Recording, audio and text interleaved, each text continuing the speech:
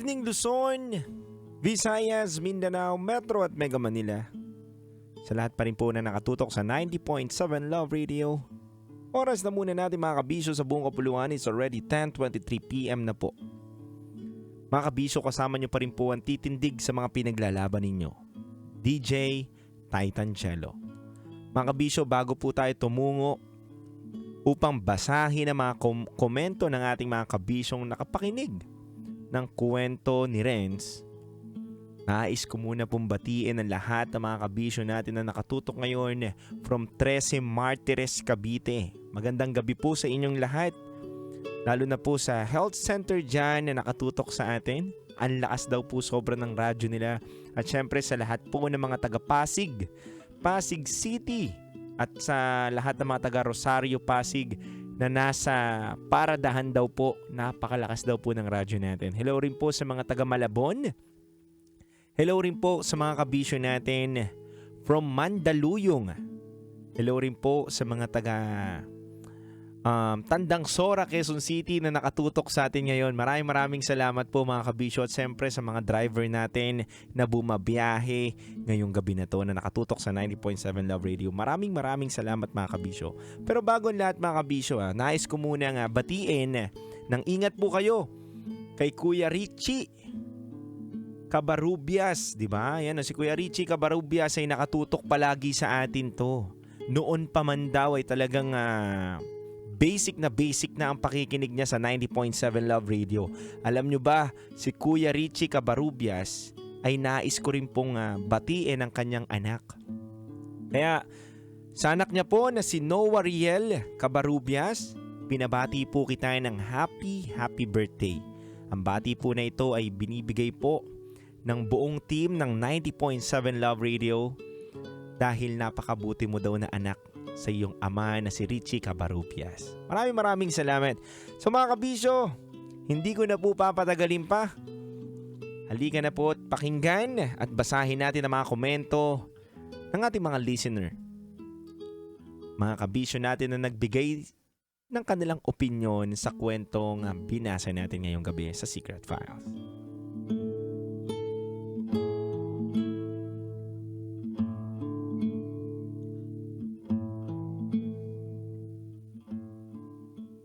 Unahin na muna natin si Gab. Sabi niya dito, good evening DJ Rocky at DJ Jello. Isa na namang relatable na secret files ang napakinggan ko tonight. Tulad ni Sender, ako, and I think everyone din, ay nagkaroon ng pagsakripisyo para sa taong mahal nila. Ako personally ay ang pagsacrifice ng pride ko ay mas pumiling umintindi na lang. I think naman sa love, there should be sacrifice talaga from both sides. Pero always remember to love yourself. Yan. At mag-work together during times ng sacrifice. At para kay Sender, hanga ako sa sakripisyo mo. Halata naman po na totoo ang pagmamahal mo. Wishing you and your partner God bless palagi. Yan po ang sabi niya.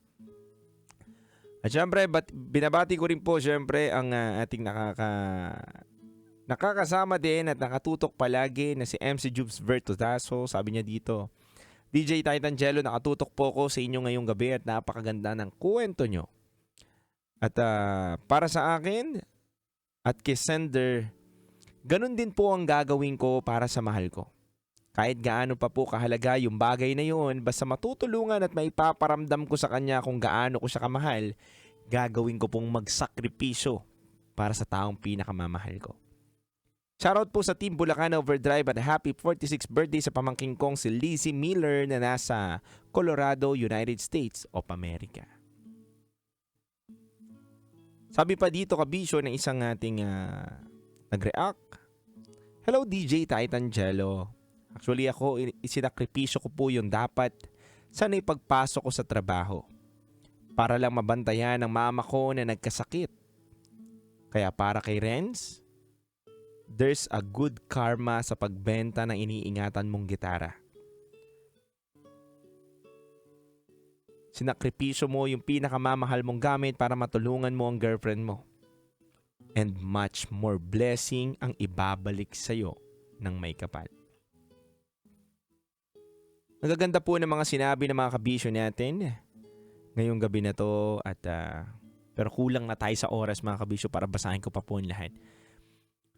Mga kabisyo, agree ako sa lahat ng mga sinabi ng ating tagapakinig ngayong gabi na to na nagpadala ng kanilang mga reaksyon. Na kapag ang taong mahal mo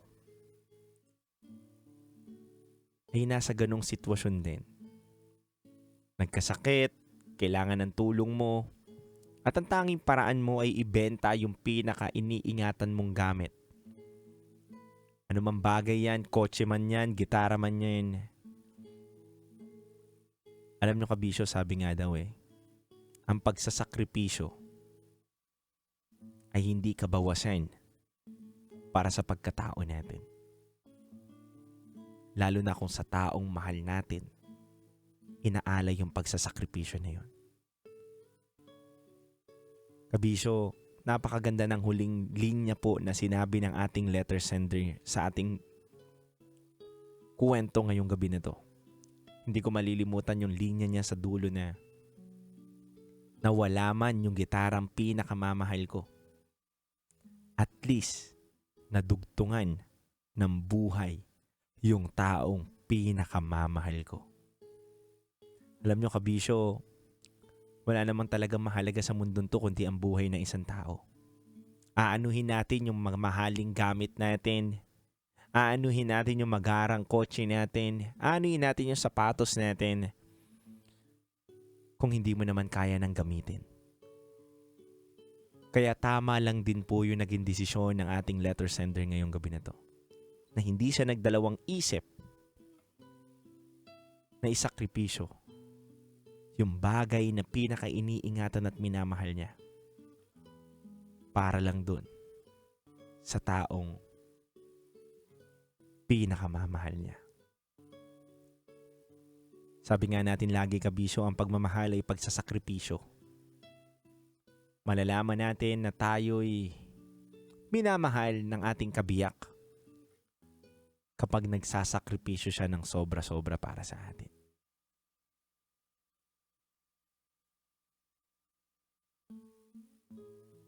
Mga kabisyo, sa lahat po ng mga nakatutok ngayong gabi na to, kung gusto nyo rin po magbahagi ng inyong kwento, bukas po ang aming Gmail account para po tumanggap ng mga kwento namin na pwede namin basahin dito sa ating programang Secret Files. Bukas po ang Gmail account ni raketera@gmail.com para mapagpasahan nyo po ng mga kwentong ibabahagi ninyo. Kaya mga kabisyo, sa lahat po ng mga nakatutok ngayong gabi na to, malay mo sa pagpasa mo ng kwento, may isang gabi. Kwento mo na po ang aming binabasa at pwedeng kapulutan ng aral at kumurot sa puso ng mga kabisyo natin.